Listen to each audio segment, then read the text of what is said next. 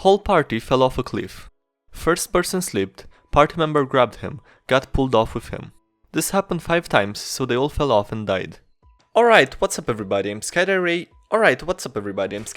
And welcome to another episode of DnDGreentext.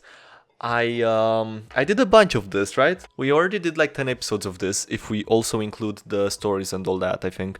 And I can easily say, without exaggerating, that this episode has one of the stories that made me laugh the most in any DnDGreentext story I've ever read, I think. I'm not gonna spoil it for you, you'll know it when you see it. And yeah, without any further ado, enjoy the video. Tell players it would be a mystery campaign, so they better keep notes. Provide them with note handouts, it's Roll20. Basically never prepare for more than 10 minutes before session. That preparation consists of reading what they wrote in the notes last session, and randomly deciding whether it's true or not. Take all future plot points from players' notes. Have disposable NPCs ready to fill any niche. Maybe even prepare 1 or 2. The horror.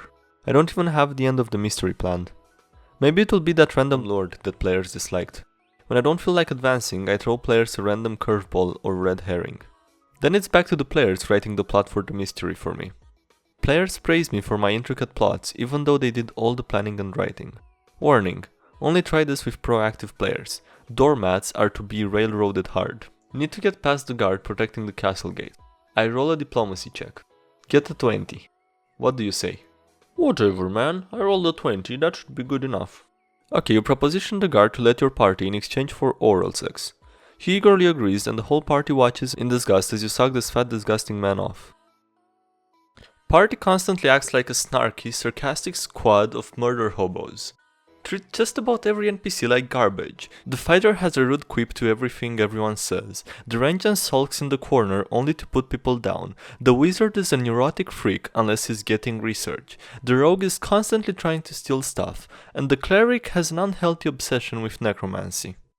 These are the traits they push constantly, on top of going to threats of violence to outright violence, the moment the first social check fails. Players then bitch when they learn their party's status, reputation in the world is very unfavorable, and that most people try to avoid them unless they want something dead, and no one looks to them as heroes. I just don't get it, what were they expecting? GMing a game with my roommates. Party was going to search for missing children in a swamp. Warned that people had seen undead in the area, so they should be careful along with a brief description which indicated it was ghasts. Come upon foundations of an old cottage. Find hole that seems to lead into basement of cottage. Drop torch down hole to see how deep it is. 30 feet. Party is discussing how to get into the basement. Rogue decides fuck it and jumps down the hole. 75% health left. Immediately attacked by the ghasts hiding in the basement. Fort save. Fails. Paralyzed. Torn apart by ghasts before the rest of the party can do anything. Gets pissy at me for intentionally killing his character. Yeah, I'm just gonna jump 30 feet down in this hole without knowing if my party is gonna follow, without knowing what's down there, and expecting some enemies. And if you kill me, then you're intentionally doing it and I'm gonna be mad. Yeah, I think I'm right here. I think if you kill me in this situation, it's you that hates me. I'm playing the game perfectly and you are just being mean to my character and me specifically. I did nothing wrong and you're killing me. Frostbite and Ice Knife. Good berry would also make sense to survive in the frozen tundra.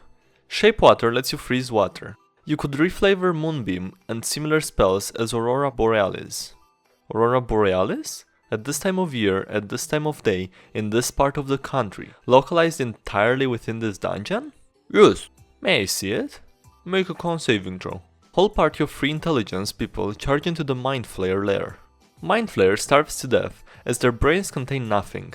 I remember once I had the party go into a town that looked fairly big and expansive with lots of people and buildings, but it was really just 8 doppelgangers and 12 mimics that would follow them, and only morph into the parts of town they could see. This led to them having to leave their weapons with the blacksmith, while they met with the mayor in his house, thus leaving them defenseless when everything attacked them. I can already see all the DMs that are watching this and getting ideas. Please stop, don't do this. Don't do this to your party, dude. Eagle Totem Barbarian. Gain the ability to see mile away without difficulty at level 6. Proficient in Perception. Get Observant. Can now eavesdrop on others from 5,000 feet or 1.5 kilometers. My face when. Be me, DM. Picking up from last session. New player joins party. Fallen angel type character. Player is still making character. Says we can start without him. Current PCs are usually evil. Midday on path. Normal house on side of the road. PCs decide to break open the door. A mother doing the dishes. Drops plate in shock. Player says his character is ready. Angel falls through the roof of the house. Destroys most of the inside. Woman runs out back door in shock. One PC says, wait, where's the child? Oh shit, that JPEG. PC looks around. Finds mangled, dying child underneath rubble. PC tries to heal child with magic. It works, but the child is deformed now. Another PC has a magical item that does random spell. Decides to use it on the child. PC shoots an ice spell that completely freezes the child. This kills the child. Another PC tries to break the completely frozen child. Succeeds. Loots child for magical ice bits. My face when party wants to start an ice trading business with magical ice that doesn't melt. Honestly, Monty Python and the Holy Grail is just a D&D session with really uncooperative players and a DM who worked really hard on a campaign but gave up halfway through. Fine, the police arrive and arrest everybody. Go home. This is actually really funny if you've seen the movie. What kinds of dark and terrible dungeons has the party explored? What did they find therein? Players explored the Necromancer's lair. Made them encounter malformed clones of themselves. At one point they heard a constant wailing for help. When they found it, it was a twisted merged clone of all the players. It begged them to end it and told them they were the lucky ones. Players were left wondering if they were clones or the originals. Leveling this kind of mental warfare on the players. What kind of campaign are you running? POP. Read green text, TTRPG stories and wonder how math makes sense. Most of friends play TTRPG and I didn't know. Friend mentions he's going to GM a Pathfinder campaign. Decide I'll bite and ask him to set me up. I know shit about fuck all at this point and let him make me a character because he knows me. He does a 20-point buy-in and sets me up with min-maxed barbarian. I can cave in a man's chest with a playful punch, but can't wipe properly.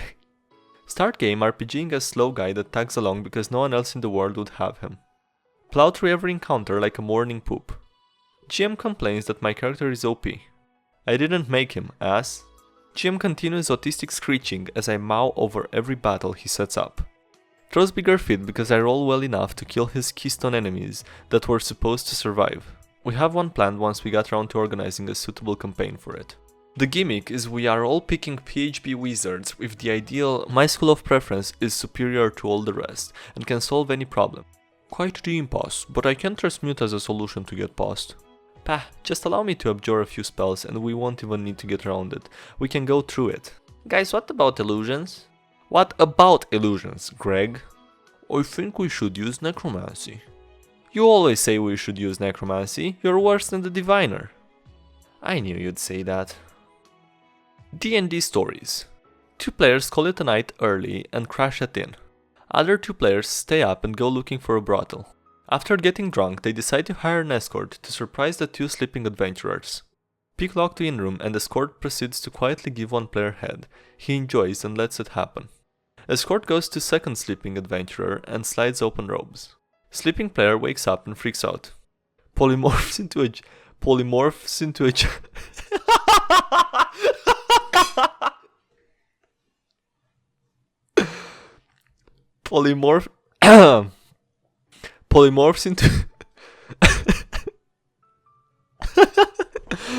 Dude, I actually can't read this. Give me a second, I can't read this without laughing. Polymorphs into a giant gorilla and demolishes small prostitute. Players contemplate the situation. Decide that guards might not understand. Dismember prostitute so she fits in a bag. Scratch the walls and bust out the window. One player leaps out the window with that body bag and goes to bury her in the near woods. Other 3 players start screaming and yelling and tell everyone some creature busted in and took the prostitute they had hired and almost killed them. Guards believe them. Citywide search ensues. The players end up spending the night searching for the dead hooker and the non-existent monster. I don't know how this shit happens, but I love my D&D group. Alright guys, that's gonna be it for this episode. Thank you for watching, I hope you enjoyed it as much as I did. Don't forget to leave a like and subscribe for more. Follow me on twitch.tv/SkyDieRay and also join the Discord server, links in description. And I will see you guys next time. Have a great day, bye.